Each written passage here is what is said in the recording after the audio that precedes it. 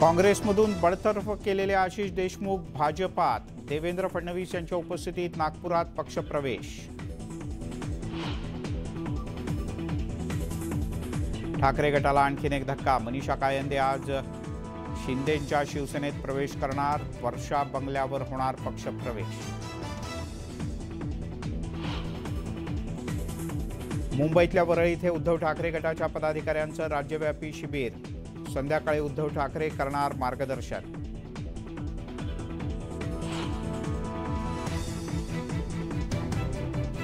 सहकार शिरोमणी साखर कारखाना निवडणुकीचा आज निकाल जाहीर होण्यापूर्वी कल्याण काळे गटाचा जल्लोष, गुलालाची उधळण करत आनंदोत्सव। नागपूर विद्यापीठात छत्रपती शिवरायांचा सिंहासनारूढ पुतळा उभारणार, तर पुतळ्याच्या जागेचं देवेंद्र फडणवीस यांच्या हस्ते भूमिपूजन। आणि